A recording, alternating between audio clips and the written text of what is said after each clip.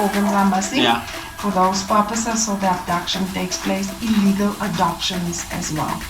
And yes, a sex trade as well, but especially those two things.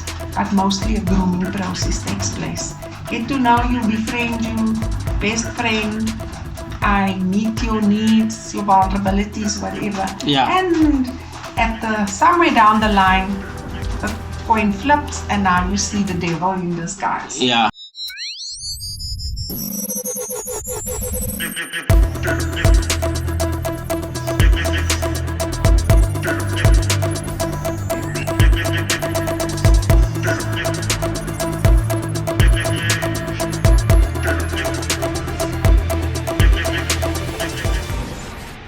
Hi and welcome back to the show. Kalibitsoke Rasemishi Muhlala, and we're still continuing on the previous show that we had, talking human trafficking. Before we even get to our guest there today and the topic that we'll be dealing with, or the aspect that we'll be dealing with today, can I remind you to please like, share, and subscribe to the channel so that we can be able to give you more of these interviews and talks that are beneficial to you. And yes, today we are having a guest from ACT, that's Hilary Leong. Yeah. Hilary, how are you? I'm blessed, and how are you? I'm good, thanks. Nice to have you here. Thank you. It's a pleasure for us. For inviting ACT Africa to this interview and to share. Yeah, okay. Well, for a start, who is Hilary? And yeah. Hilary is a human being that is fighting for the voiceless, a voice for the voiceless, put it in a nutshell. Okay. I'm co-founder and chairperson, CEO of Awareness for Child Trafficking Africa. Okay. In short, ACT Africa. I'm also a life coach and motivational speaker. Okay. So I also sit on two other boards. One being of a shelter for young girls between the ages of 8 and 19, vulnerable girls, and the other one is an empowerment, organization. So that's Hilary Leong, and always been involved in humanitarian work since my teens. Okay. What got me here, started me off in my teens. I'm a survivor of abduction. Oh. Yes. Okay. Yeah. And that is with lots that has taken place, gender-based violence within my family, circles, in my community, people around me, close to me, being part of rescues for missing girls, including girls that have been, kids that have been trafficked, being part of those and initiated some of those rescues. Led me here, as well as the late Karaba Mokwena, who was very close to my family, to my daughter. Oh, okay. Yes, which has still had quite an effect on all of us. Following the opening of that foundation in honor of a memory. Foundation is no longer, it's quiet. But yeah, we've always been involved with poverty relief, disaster relief, voice for the voiceless, human trafficking, gender-based violence. And in 2019, years before that, met Matthew Mensah through my daughter, and the synergy of his work across Africa and my work that I've been doing all the years. Just, you know what I mean? It was just a great synergy. And the other foundation being just a bit more family orientated, we decided 2019 to formalize what we've been doing all these years. Yeah. And that was the birth of Awareness for Child Trafficking Africa in 2019. Wow. Okay. Yeah.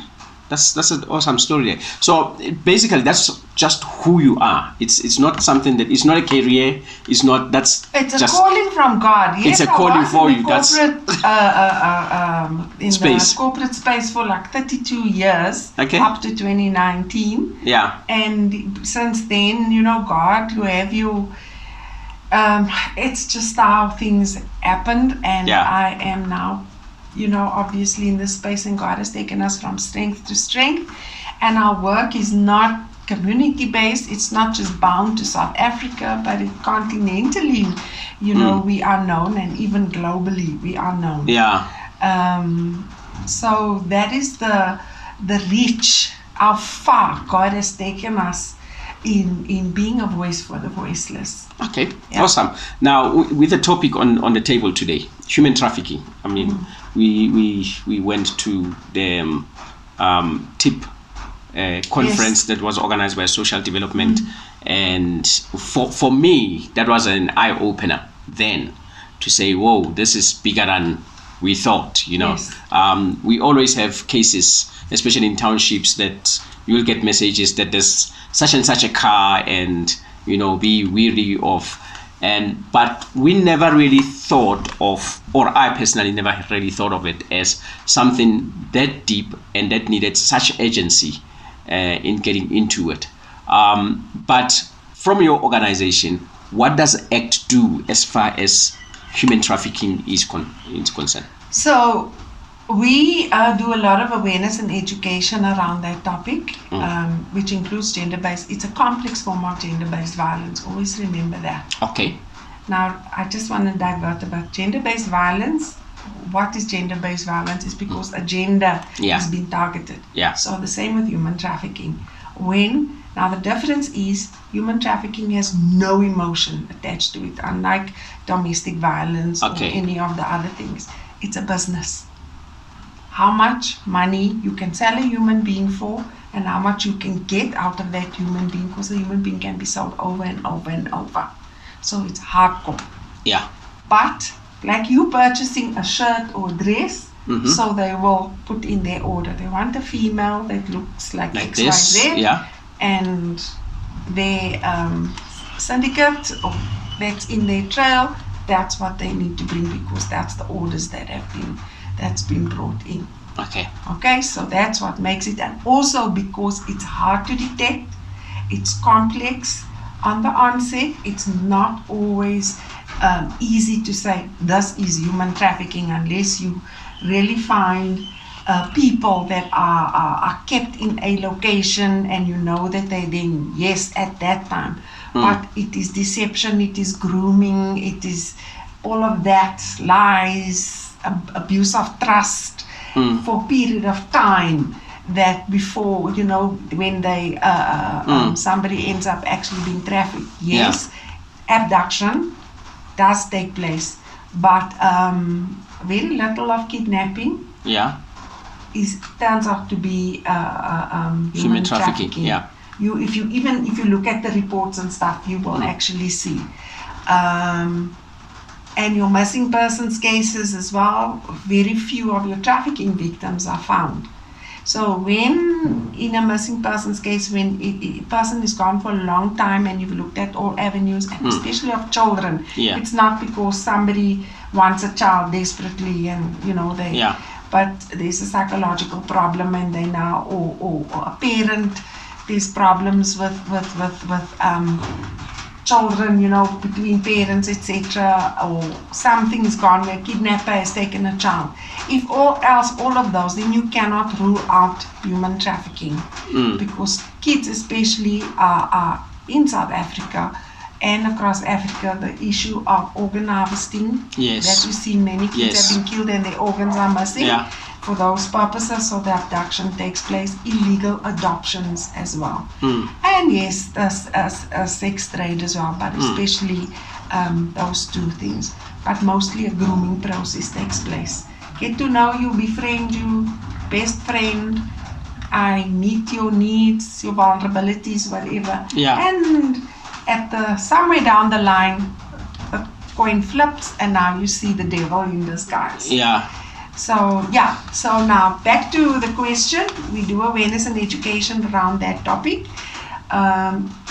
Provide tangible solutions by way of the projects that we have, like self-defense. We're creating our board games, which will be launched next year. So it targets human trafficking, stop the traffic, and the other one, no to violence, targets gender-based violence. All right. So that's it. So those are the kind of things we do. Poverty relief as well. those kind of vulnerabilities which are presented as a result of the desperations. So traffickers prey on vulnerabilities. Yeah. So anything that is preventative, so prevention of and breaking the cycles of human trafficking and gender-based violence is what we will focus on. Okay. Counseling we don't do, but we will refer to reputable, certified, experienced counselors. Okay. Yeah. There's something that you say now when you explain all of this. I mean, there's two things that hits me hard. One of them is a concept of when you say it's a transaction, it's business, yes. It's emotionless. Yes. And the other one is the grooming part. That taking it from a business perspective, that you are literally saying these guys will groom an investment and groom it to perfection. Yes. That this is as perfect as a product can be, and now it's ready for sale. Exactly, you've described it perfectly, and that's what they do. And 80% of your trafficking, especially since COVID, I won't say post-COVID, since COVID, online. They'll target you online. They'll even target children through their parents. Through their parents.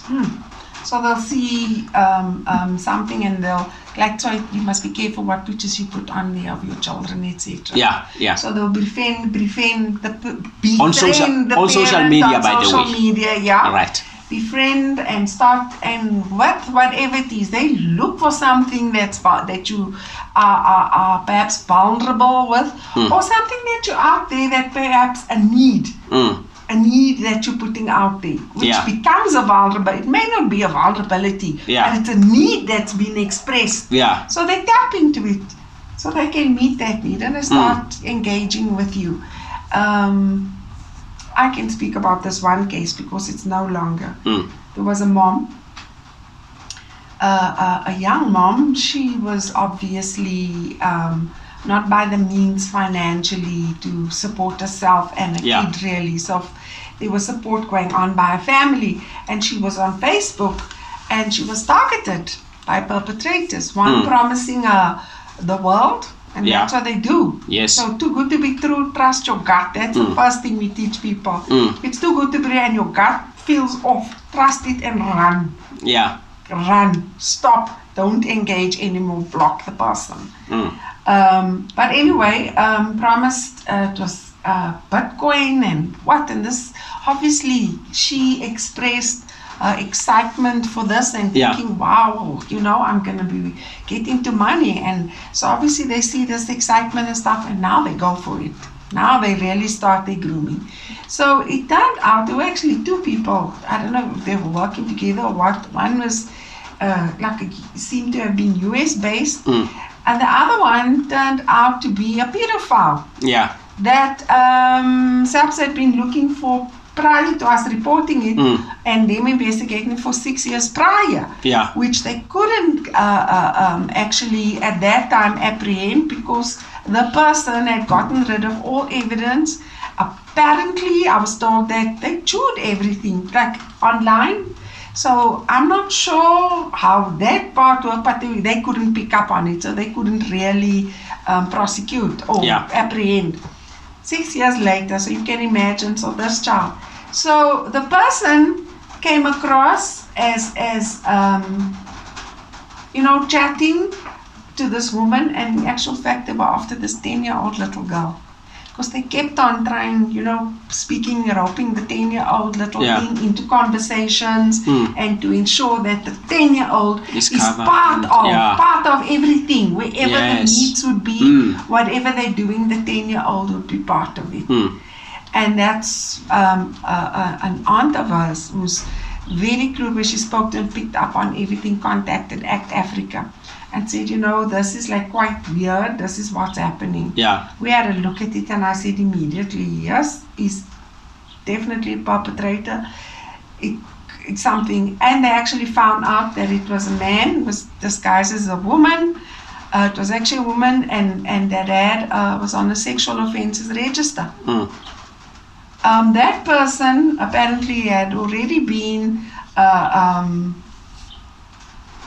what's the word to say gone through a process of rehabilitation, etc. Oh, yes, and yeah. whether they still or not, but this man, Yeah. it was a woman that was a man behind this whole thing and was an active pedophile. Well, before anything could happen, he died of COVID during the COVID period. So obviously that case, so that with that pedophile, but that was a prime example. And I've heard of quite a few other cases now where they're targeting the parents to get to the children. And they can groom, their victim grooming very the well. parents, even boyfriend-girlfriend scenario, the lover boy syndrome with a mom or even with a woman with a man. Yes. And they would, and you may not be the initial target, but it could be your child. Wow, that's actually scary. And at times, they would do, and those are the things. I mean, they think of these people are masters at manipulating and grooming. So yes, a lot of it happens online, and online before meeting takes place. But clearly, online you're able to pictures, photos.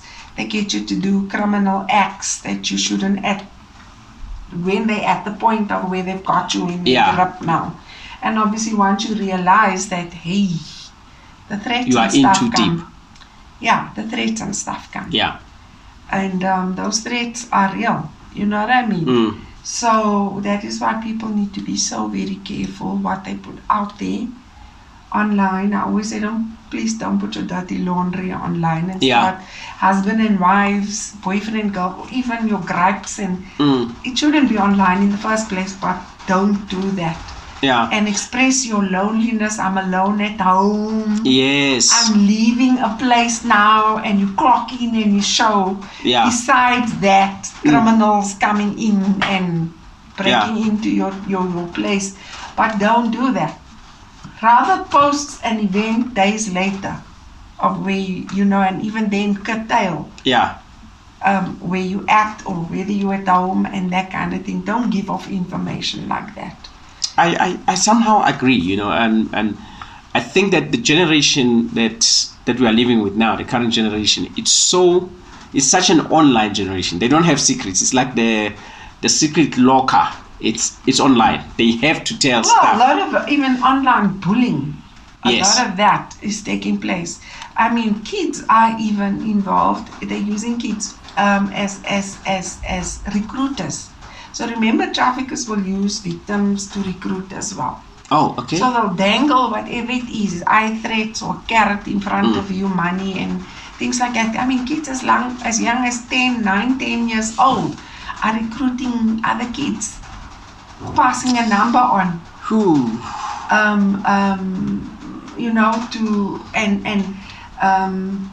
That number gets passed on to somebody. We had a little girl.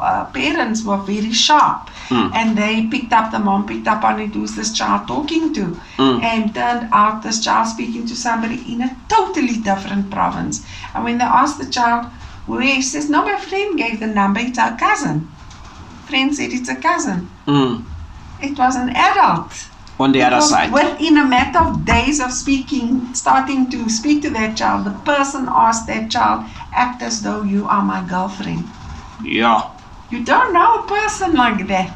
Fortunately, though, that's why it's so important for parents to be so engaged in their children's lives. Yeah. And to know what is happening. And when a child says it's not your business, it is your business. Yeah.